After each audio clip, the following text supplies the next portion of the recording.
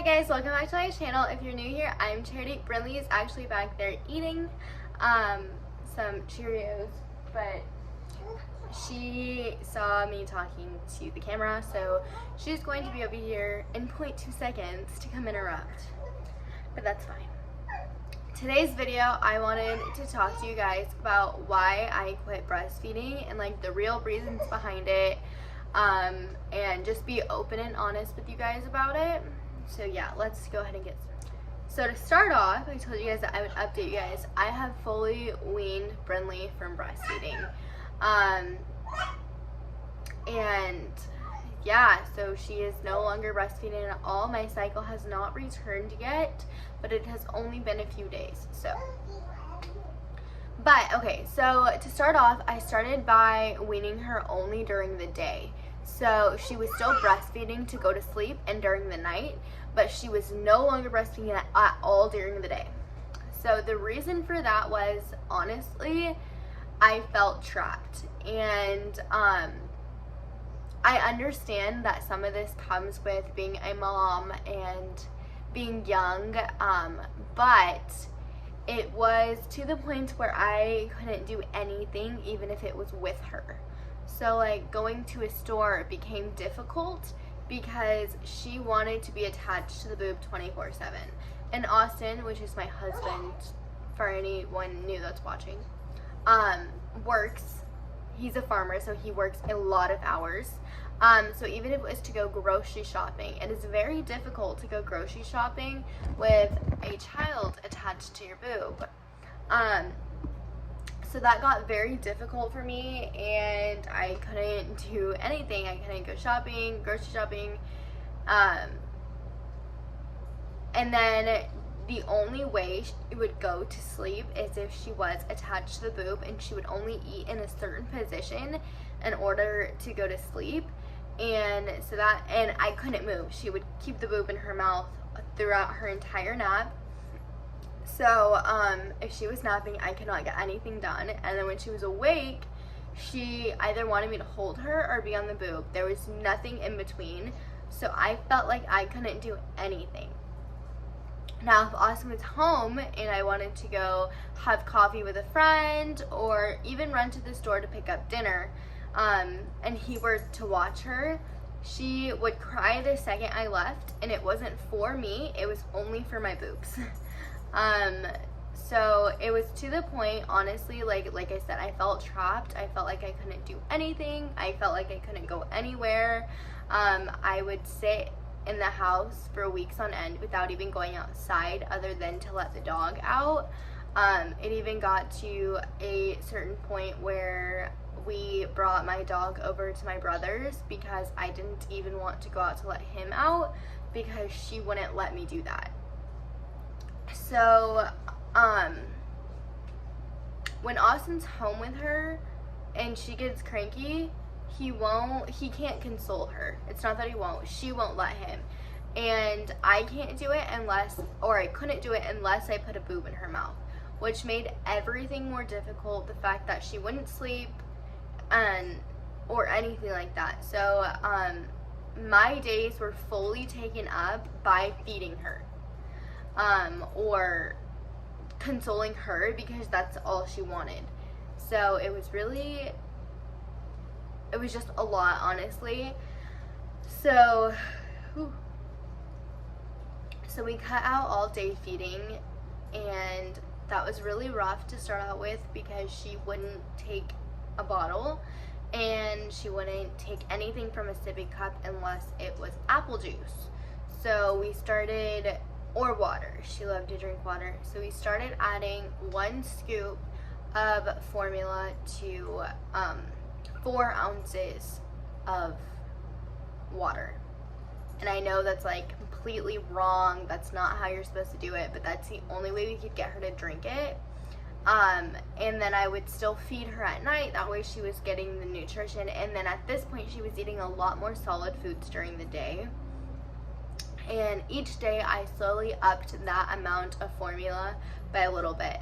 And within like 4 to 5 days, she was eating, you know, the 1 scoop of formula to the 2 ounces, which was wonderful. and she was letting us rock her to sleep to lay her down, and that was great. And then she would still nurse at night, and that all was going wonderful. I felt like I wasn't as trapped. Austin could feed her. I could go out in public with her without her constantly pulling my shirt down or screaming to get to the boobs. And she was, like I said, still being weaned at night. And then came the issue of, she knew that she would only get the boob at night, so she wouldn't unlatch at night, and she would go a full like 6 to 8 hours attached. And it got to the point, like, I was in so much pain physically because my nipples were raw and they hurt, and I was getting no sleep because the second I moved, she woke up. So that went from me saying, okay, what if I give her a bottle for her to fall asleep, and then if she wakes up, then give her the boob. And that worked great until she realized, oh, if I wake up, she found keys, I'm going to get the boob. And then that got its whole big problem of its own, because then she just wouldn't sleep at night. She was waking up every 30-40 minutes. I wasn't sleeping, and then I was getting so full at night because she wouldn't unlatch. I was in pain the rest of the day.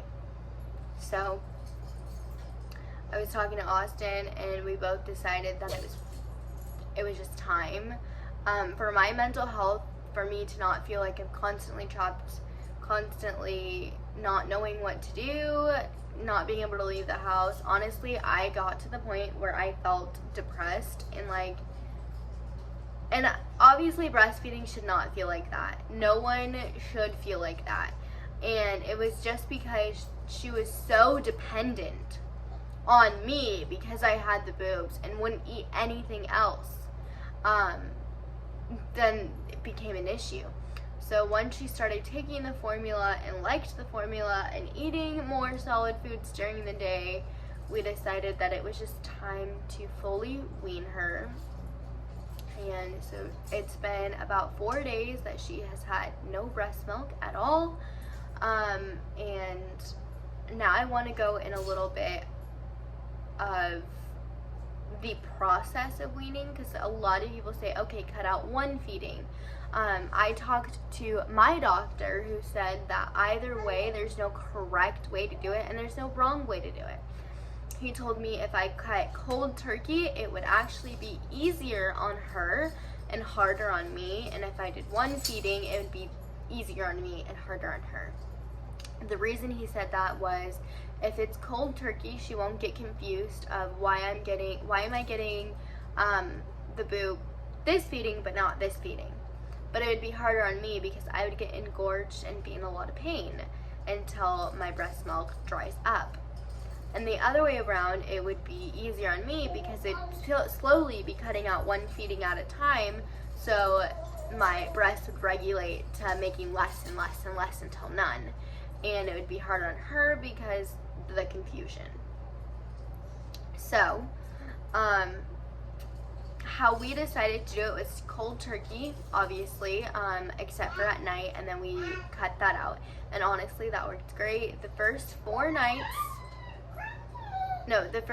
2 days during the day, my boobs were very full and in a lot of pain.